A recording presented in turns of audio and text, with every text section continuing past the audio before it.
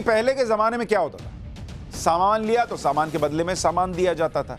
मतलब किसी ने चावल लिया तो कोई गेहूं दे देता था, इस टाइप से काम चलता था। फिर सिक्के आए, फिर कागज के नोट छपने लगे, फिर डेबिट कार्ड आ गया, कार्ड निकाला पेमेंट हो गया कि अकाउंट में पैसा है, ये लो डेबिट कार्ड, इससे पैसा ले लो, या फिर डेबिट कार्ड से कैश निकाल लेते थे लोग। फिर आया क्रेडिट कार्ड कि आज पेमेंट कर दिया, 1 महीने बाद चुका रहे हैं। फिर आया ऑनलाइन पेमेंट का जमाना कि भाई ऑनलाइन पेमेंट कर दिया। लेकिन अब रुपए का नया रूप आ गया है और इसका नाम है डिजिटल रुपया। आपको सुनकर हैरानी होगी, लेकिन आज जो चैप्टर आपके सामने लेकर आया हूं, जिसमें मैं कह रहा हूं कि नोट रखना बंद हो जाएगा और इसका बड़ा देश में इंपैक्ट पड़ने वाला है, यह है डिजिटल रुपया।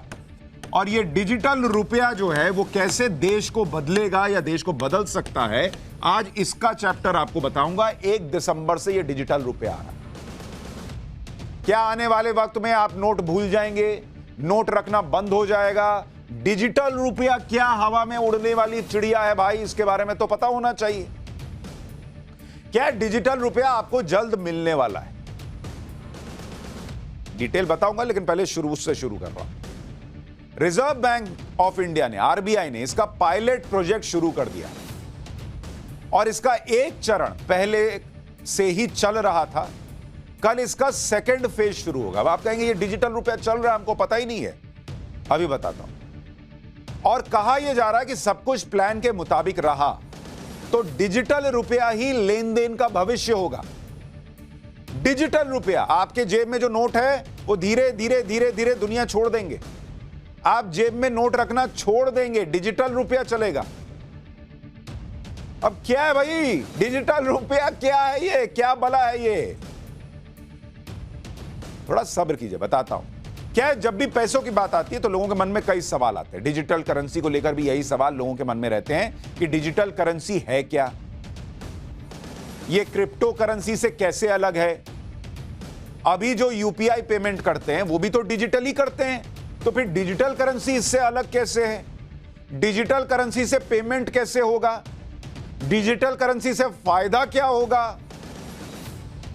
आपके पास डिजिटल करेंसी कैसे आएगी? क्या सरकार सिर्फ डिजिटल करेंसी रखेगी, नोट बंद हो जाएंगे, सारे नोट बंद हो जाएंगे? क्या बहुत बड़ा वाला नोटबंदी होगा क्या? इन सब सवालों के जवाब आज आपको पाठशाला में बताऊंगा। सबसे पहले आरबीआई जो पायलट प्रोजेक्ट शुरू करने जा रही है, इसके बारे में थोड़ा सुन लीजिए। आरबीआई ने डिजिटल करेंसी या कहें कि डिजिटल रूपी को 2 हिस्सों में बांट दिया। एक है रिटेल, दूसरा है होलसेल। रिटेल का इस्तेमाल रोजाना के लेन देन के लिए है और होलसेल का इस्तेमाल बड़ी वित्तीय संस्थाएं करें। तो रिटेल वाला आपके हमारे काम में आएगा, क्योंकि हम ही लोग ना डेली इस्तेमाल करेंगे। बड़ी वित्तीय संस्थाओं के लिए होलसेल सेगमेंट होगा। डिजिटल रूपी के होलसेल सेगमेंट की शुरुआत पिछले महीने 1 नवंबर को हो चुकी है। बड़ी संस्थाएं जो हैं वो इसका इस्तेमाल कर रही हैं। कल यानी 1 दिसंबर को रिटेल सेगमेंट की शुरुआत होगी, जिसमें आम लोग हमारे आपके जैसे डिजिटल रूपी का इस्तेमाल कर सकेंगे। तो कल डिजिटल रूपी का पहला चरण लागू होगा, जिसमें कुछ शहर और बैंक्स के साथ डिजिटल रूपी में ट्रांजैक्शन हो सकेगा। अभी ये पायलट प्रोजेक्ट है, मतलब इसको टेस्ट कर रहे हैं कि ये कैसा चलेगा, लोगों को क्या दिक्कत आएगी नहीं आएगी। फुल फ्लेजेड पूरे देश में नहीं लागू कर दिया, पायलट प्रोजेक्ट। तो इस पायलट प्रोजेक्ट के तहत डिजिटल रूपी का इस्तेमाल कुछ सीमित लोगों के बीच होगा, जिन्हें इसकी इजाजत होगी कि आप ये ट्रांजैक्शन कर सकते हैं। तो इससे पता चलेगा कि देश डिजिटल रूपी की दिशा में कैसे बढ़ेगा और कैसे देश में ये पूरी तरह से लागू हो जाए। डिजिटल रूपी से जुड़ा पायलट प्रोजेक्ट अभी देश के 4 शहरों में शुरू होगा। दिल्ली में शुरू हो रहा है, मुंबई में शुरू हो रहा है, बेंगलुरु में शुरू हो रहा है और भुवनेश्वर में शुरू हो रहा है। तो जो दिल्ली, मुंबई, बेंगलुरु और भुवनेश्वर में लोग रहते हैं, उनमें कुछ लोग जो है वो डिजिटल रूपी का इस्तेमाल कर पाएंगे। और इसके लिए 8 बैंक्स चुने गए हैं, जिनमें फर्स्ट फेज में 4 बैंक होंगे। स्टेट बैंक ऑफ इंडिया होगा, आईसीआईसीआई बैंक होगा, यस बैंक होगा और आईडीएफसी फर्स्ट बैंक होगा। इस 4 बैंक में जिनके अकाउंट हैं, उनके लिए डिजिटल रूपी का ऑप्शन होगा। इन 4 शहरों में रहने वाले कंज्यूमर और व्यापारी जिनका अकाउंट इन बैंक्स में है, वो डिजिटल रूपी का इस्तेमाल कर सकेंगे। अगर पायलट प्रोजेक्ट में सब कुछ सही रहा तो फिर डिजिटल रुपी का दायरा बढ़ा दिया जाएगा, सब शहर में होगा, सब बैंक में होगा, और फिर नोट जो हैं धीरे धीरे टाटा बाय बाय हो सकते हैं। अब समझिए कि डिजिटल करेंसी क्या है। इतना डिजिटल करेंसी सुन रहे हैं, अगली नोटबंदी तो नहीं है, नोट चला जाएगा, मेरा क्या होगा, वो कपड़े के नीचे जो नोट छुपाए थे वो कहां जाएंगे, ये सब बहुत टेंशन है भाई। डिजिटल करेंसी या इलेक्ट्रॉनिक रुपी आपके कैश का डिजिटल या इलेक्ट्रॉनिक वर्जन है। मतलब जो नोट आप रखते हैं उसका वो डिजिटल वर्जन है। जैसे पहले याद है आपको, आप लोग, हम लोग, सब लोग क्या करते थे, फोटो खींचते थे, फिर रील साफ होने जाती थी, फिर वो छप के आती थी, तो वो फिजिकल वर्जन। आजकल क्या है, डिजिटल फोटो है, आपके मोबाइल में है, लैपटॉप में है, सब जगह व्हाट्सएप पे भेज दिया, धक से चला गया। वैसे ही अब नोट छप के आते हैं, लेकिन डिजिटल करेंसी जो आपका नोट है उसका इलेक्ट्रॉनिक वर्जन है। थोड़ा क्लियरिटी आई।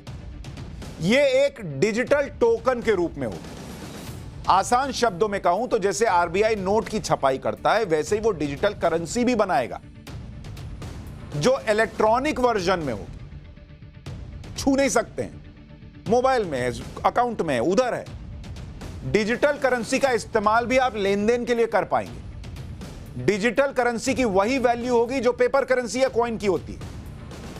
मतलब आपके पास अकाउंट में मान लीजिए 1 लाख रुपया है, तो आप 1 लाख रुपया निकाल सकते हैं, 1 लाख का नोट मिल जाएगा आपको। तो जब डिजिटल रुपी होगा तो वो डिजिटल रुपी 1 लाख रुपया जैसे आपके पास कैश में होता है, वो वैसे ही हो जाएगा, डिजिटली हो जाएगा, इलेक्ट्रॉनिक रूप में होगा। फिर आप वो इलेक्ट्रॉनिकली दीजिएगा, मोबाइल से, दूसरी तरीकों से। डिजिटल रुपी में लेन देन कैसे होगा, इसको थोड़ा विस्तार से समझें। आरबीआई के मुताबिक डिजिटल रुपी का डिस्ट्रीब्यूशन बैंक्स के जरिए होगा। जिन बैंक्स को डिजिटल रुपी मिलेगी वो यूजर्स को डिजिटल वॉलेट की सुविधा देगा। वॉलेट मतलब पर्स, बटुआ, जिसमें आप रखते हैं, अभी फिजिकल बटुआ रखते हैं, उसमें डिजिटल बटुआ होगा, अकाउंट आपका एक तरीके से। इसी डिजिटल वॉलेट के जरिए लोग डिजिटल टोकन में पेमेंट करेंगे। डिजिटल वॉलेट के जरिए एक व्यक्ति दूसरे व्यक्ति को पेमेंट कर सकता है, फिर यह व्यक्ति मर्चेंट के बीच भी लेन देन हो सकता है। डिजिटल वॉलेट के अलावा क्यूआर कोड स्कैन करके भी इससे पेमेंट किया जा सकता है। मतलब आपके पास अपना क्यूआर कोड होगा। अभी क्या हुआ, दुकानदार के पास होता है, आप पेमेंट करते हैं, कल को आपको किसी से पेमेंट लेना, आपका अपना क्यूआर कोड है, आपको स्कैन करेगा, आपको पेमेंट करेगा, यह भी हिसाब चलेगा। तो जैसे आपकी जेब में पैसे रहते हैं, वैसे ही डिजिटल रुपी या ई रुपी आपके मोबाइल वॉलेट में रहा करेगा। अब आपको इतना मोटा मोटा बटुआ लेके चलने की जरूरत नहीं है, मोबाइल हाथ में लिए निकल गए। वो जमाना भी आएगा कि शायद नोट रहे ही ना, अब वो बहुत दूर की बात है, लेकिन उस पर अभी आऊंगा। अब आप ये समझिए कि ये कैश पेमेंट या यूपीआई या ऑनलाइन पेमेंट से अलग कैसे है। आपके मन में भी बेसिक प्रश्न आ रहा होगा कि भाई मेरे अकाउंट में पैसा है, मैं अभी भी यूपीआई पेमेंट कर देता हूं, तो उससे ये अलग कैसे। इसको आपको उदाहरण से समझाता हूं। मान लीजिए आप राशन खरीदने गए, 500 रुपया का बिल बना, तो आप क्या करते हैं, बोलते पर ये लो 500 का नोट पकड़ो, कैश दे दिया, हो गया, खत्म। अब जो दुकानदार और आपके बीच में लेन देन हुआ, उसे कोई ट्रैक नहीं कर सकता कि वो 500 रुपया जो है वो आपने उस दुकानदार को दिया। वो नोट इधर से उधर टहलता रहेगा। फिर किसी दिन बंगाल में किसी मंत्री के यहां इतना इतना गुलाबी नोट निकल आता है, क्योंकि पता नहीं वो नोट कहां से कहां बह रहा है। तो फिजिकल करेंसी का हिसाब रखना मुश्किल है। दूसरा तरीका यह है कि आप गूगल पे, पेटीएम, फोन पे जैसे ऐप के जरिए यूपीआई से या वॉलेट से 500 रुपए का बिल चुका सकते हैं उस राशन को लेने के बाद। ये आप करते होंगे, ए भैया पेमेंट पेटीएम से कर दूं, हां कर दीजिए, फोन पे से कर दूं, हां कर दीजिए। लेकिन इसमें क्या होता है कि जब आप पेमेंट करते हैं तो आपके बैंक अकाउंट से 500 रुपया डेबिट होता है और दुकानदार के अकाउंट में 500 रुपया जमा हो जाता है। इसमें आपके और दुकानदार के बीच फ्रंट एंड ट्रांजैक्शन कहते हैं इसको, जो तुरंत तो हो जाता है कि मतलब आपने पेमेंट किया, उसको दिखाते हैं, ये देखिए हरा टिक, नीला टिक आ गया, जो भी आ गया, वो कहता है अच्छा पेमेंट आ गया, या कई बार वो फोटो भी खींचता है आजकल। लेकिन आपके और दुकानदार के बीच तो सामने सामने ट्रांजैक्शन होता है। दुकानदार और बैंक के बीच बैक एंड ट्रांजैक्शन होता है, जो तुरंत उसी वक्त पूरा नहीं होता, क्योंकि इस ट्रांजैक्शन को आरबीआई के साथ भी सेटल करना होता है, जो पूरे दिन में एक बार होता है। जब तक सेटलमेंट पूरा नहीं होता तब तक दुकानदार के अकाउंट में पैसे नहीं आते, और जब तक यह ट्रांजैक्शन पूरी नहीं होती तब तक दुकानदार की सांस अटकी रहती है कि आपने तो कह दिया मैंने पेमेंट कर दिया, उसने सोचा पेमेंट आ गया, लेकिन पेमेंट आया नहीं आया ये उसको तब पता चलता है जब दिन खत्म होता है और सेटलमेंट होता है आरबीआई और बैंक के बीच में। आप में से कई लोगों ने सुना होगा बीच में ये धोखाधड़ी का सिलसिला शुरू हुआ था कि ऐसा कुछ ऐप दिखाते थे, कहते थे लो पेमेंट हो गया, उसमें हरा टिक बन के आता था, लोग सोचते थे पेमेंट हो गया, वो पेमेंट होता ही नहीं था। क्यों? क्योंकि उसको अपने अकाउंट में तुरंत पैसा दिख ही नहीं रहा है, तो बेचारा कैसे चेक करेगा? ये झोल है। आप जब यूपीआई पेमेंट कर रहे हैं या फोन पे या पेटीएम से पेमेंट कर रहे हैं, अब ई रूपी या डिजिटल करेंसी में यह होगा कि आपके बैंक अकाउंट से गए 500 रुपए तुरंत दुकानदार को मिल जाएगा, क्योंकि फ्रंट और बैक एंड ट्रांजैक्शन एक साथ होगा। धोखाधड़ी खत्म, कोई किसी को लटका नहीं सकता, भटका नहीं सकता, अटका नहीं सकता। तुमने 500 रुपया का ई रूपी दिया, उधर ई रूपी उसके अकाउंट में आया, खत्म मामला। हालांकि अगर आप डिजिटल करेंसी का इस्तेमाल करें या गूगल पे या पेटीएम जैसे किसी ऐप का इस्तेमाल करें, आपके लिए पेमेंट का तरीका नहीं बदलेगा, आपके लिए तरीका वही है, लेकिन दुकानदार या जो मर्चेंडाइज रखने वाला है उसके लिए तस्वीर बदल जाएगी। आरबीआई की तरफ से डिजिटल करेंसी को लाने के पीछे सबसे बड़ा मकसद है क्रिप्टो करेंसी के खतरे से बचना।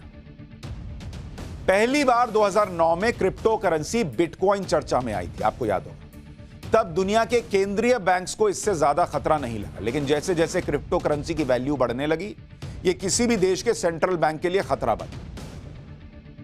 अगर किसी देश में क्रिप्टो करेंसी को इजाजत दे दी जाए तो सेंट्रल बैंक करेंसी सप्लाई से नियंत्रण खो देगा। ऐसी भी चिंताएं जताई गई कि क्रिप्टो मौद्रिक नीति को प्रभावित कर सकता है, क्योंकि तब देश में एक ऐसी करेंसी लीगल हो जाएगी जिसकी वैल्यू स्थिर नहीं है। पता नहीं ना, आज आपके पास जो क्रिप्टो है उसकी वैल्यू कुछ है, दूसरे के पास जो है उसकी कुछ है। ऐसा थोड़ी कि मेरा 100 रुपए का नोट और आपका 100 रुपए का नोट दोनों 100 रुपया ही है। आपकी क्रिप्टो करेंसी अलग, उसकी अलग, वो भी मार्केट पे ऊपर नीचे हो रही है। इसके अलावा डिजिटल करेंसी को इसलिए लॉन्च किया गया क्योंकि यह डिजिटल इकोनॉमी को बूस्ट देगा। पहली बात, करेंसी मैनेजमेंट सिस्टम सस्ता और ज्यादा प्रभावी होगा। डिजिटल करेंसी से होने वाली ट्रांजैक्शन को ट्रैक किया जा सकेगा, यह एक बड़ा हथियार बनेगा। कैश को ट्रैक करना बहुत मुश्किल है, डिजिटल करेंसी आ जाएगी और धीरे धीरे यही प्रचलन में आ गई तो फिर किसका पैसा कहां से कहां जा रहा है, एक एक चीज को ट्रैक किया जा सकता है, जिससे फ्रॉड का खतरा भी कम हो जाएगा। डिजिटल करेंसी से आपका पैसा ज्यादा सुरक्षित रहेगा। डिजिटल करेंसी का चलन बढ़ेगा तो नोट कम छापने होंगे। डिजिटल करेंसी को आप कैश भी करवा सकेंगे। डिजिटल करेंसी से पेमेंट का तरीका ज्यादा सुरक्षित और आसान होगा। डिजिटल करेंसी क्रिप्टो करेंसी का लीगल विकल्प भी बनेगा। जो तकनीक इसमें इस्तेमाल होगी उससे ट्रांजैक्शन कॉस्ट भी कम हो जाएगा। ऐसा नहीं कि डिजिटल करेंसी के आने से कैश में लेन देन या यूपीआई जैसी तकनीक खत्म हो रही है, बल्कि डिजिटल करेंसी के रूप में यूजर्स के पास एक और विकल्प अभी बढ़ रहा है। डिजिटल करेंसी और क्रिप्टो करेंसी में भी क्या फर्क है, यह भी आपको बता देता हूं। डिजिटल करेंसी पूरी तरह से सेंट्रलाइज्ड है। भाई आरबीआई ला रही है ना, तो विश्वास कर सकते हैं आप इस पे। क्रिप्टो करेंसी पूरी तरह से डिसेंट्रलाइज्ड है, कहां से आ रही है, कौन ला रहा है, कुछ पता नहीं। डिजिटल करेंसी लीगल फ्रेमवर्क में आप बोल सकते हैं इसने धोखा किया, ये मेरा पैसा था, ये वो जो भी। क्रिप्टो करेंसी का कोई लीगल फ्रेमवर्क नहीं है, कोई नियम कायदा कानून नहीं। डिजिटल करेंसी सेंट्रल बैंक के जरिए रेगुलेटेड है, क्रिप्टो करेंसी किसी अथॉरिटी से रेगुलेटेड नहीं, कोई माई बाप नहीं है उसका। डिजिटल करेंसी तय और स्थिर वैल्यू की होगी, जबकि क्रिप्टो करेंसी डिमांड और सप्लाई पर निर्भर करती है उसकी वैल्यू। डिजिटल करेंसी यूजर की पहचान उसमें मौजूद होगी कि कहां से कहां पैसा जा रहा है, किसका पैसा है। क्रिप्टो करेंसी कौन इस्तेमाल कर रहा है, कौन बना रहा है, यह कुछ नहीं पता। अभी आपको बता रहा था ना कल मैं कि एम्स में जो सर्वर हैक हुआ उसमें एक कहानी यह भी चल रही है कि 200 करोड़ रुपया क्रिप्टो करेंसी में मांगा गया। दिल्ली पुलिस मना कर रही है, लेकिन एक कहानी ये चल रही है। या कई जगहों पर आजकल क्रिप्टो करेंसी में फिरौती मांगते हैं। क्यों? क्योंकि पकड़ में ही नहीं आएगा कहां गया पैसा। डिजिटल करेंसी ट्रांजैक्शन को आसानी से ट्रेस किया जा सकता है, ट्रैक किया जा सकता है। क्रिप्टो करेंसी ट्रांजैक्शन जो है उसको ट्रैक करना बहुत मुश्किल है।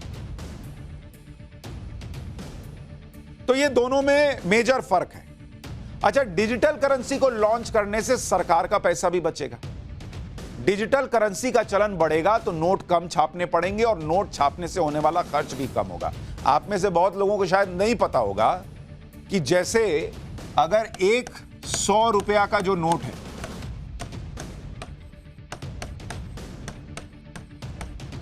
एक 100 रुपया का नोट है, इसको जो आप छापते हैं, इसको छापने में 15 से 17 रुपया का खर्च आता है। 15 से 17 रुपया का खर्च एक 100 रुपया का नोट छापने में, यानी 17% का खर्च है नोट की छपाई में। और उनमें से एक नोट की लाइफ साइकिल कितनी होती है? 4 साल रहती है, मानते हैं। तो 17 रुपया जो खर्च है वो ऑपरेशन कॉस्ट है, जिसमें प्रिंटिंग है, डिस्ट्रीब्यूशन है और स्टोरिंग है। ये तीनों मिलाकर 15 से 17 रुपया एक नोट छापने में जाता है। वित्तीय वर्ष 2022-23 में जो कैश सर्कुलेशन है, 2022-23, इसमें जो कैश सर्कुलेशन में है, जो नोट घूम रहे हैं मार्केट में, सर्कुलेशन, ये कितना है आपको पता है? यह है 31,05,721 करोड़ रुपए के नोट इस वक्त मार्केट में। 31 लाख करोड़ के नोट। और वित्तीय वर्ष 2022-23 में कितने नोट छपे हैं? ये नोट जो छपे वो 2,225 करोड़ नोट छपे हैं। और इसमें खर्च कितना आया? छापने का खर्च जो प्रिंटिंग का आया वो 4,984 करोड़ रुपए चले गए इस नोट को छापने। तो ये पैसा भी बचेगा जैसे जैसे डिजिटल करेंसी जो या डिजिटल रुपया जो आ रहा है वो प्रचलन में आ जाएगा। क्योंकि भारत में डिजिटल पेमेंट कैसे बढ़ा है वो भी आपको बताता हूं। नवंबर 2016 में यूपीआई से जुड़े बैंकों की संख्या 30 थी। तब एक महीने में नंबर ऑफ ट्रांजैक्शन 2,90,000 के होते थे और जो वैल्यू थी ट्रांजैक्शन की, मतलब 100 करोड़ रुपए का यूपीआई ट्रांजैक्शन होता। अब जब हम 2022 में खड़े हैं, यूपीआई से जुड़े बैंकों की संख्या 30 से बढ़कर 365 हो गई है।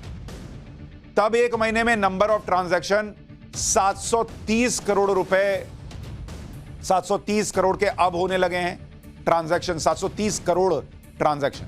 और इसकी वैल्यू निकालिएगा तो 12,11,582 करोड़ रुपए का ट्रांजैक्शन सिर्फ यूपीआई में हो रहा है। 100 करोड़ का होता था, अब हम 12 लाख करोड़ से ऊपर आ चुके हैं। यह दुनिया बदली है पिछले कुछ सालों। दुनिया के करीब 80% सेंट्रल बैंक डिजिटल करेंसी पर या तो काम कर चुके हैं या उसे लागू कर चुके हैं। जो हम आप कर रहे हैं वो कर रहे हैं, दुनिया में लोग कर रहे हैं। 80% बैंक फॉर इंटरनेशनल सेटलमेंट्स जो सेंट्रल बैंक्स का क्लब है, उसके मुताबिक आने वाले 3 सालों में दुनिया की 20% आबादी उन देशों में रहेगी जहां डिजिटल करेंसी का इस्तेमाल होगा। अप्रैल 2020 में चीन ने डिजिटल करेंसी पर काम शुरू कर दिया था। आधिकारिक तौर पर दुनिया में सबसे पहले अक्टूबर 2020 में बहामास ने सैंड डॉलर नाम से डिजिटल करेंसी को लॉन्च किया।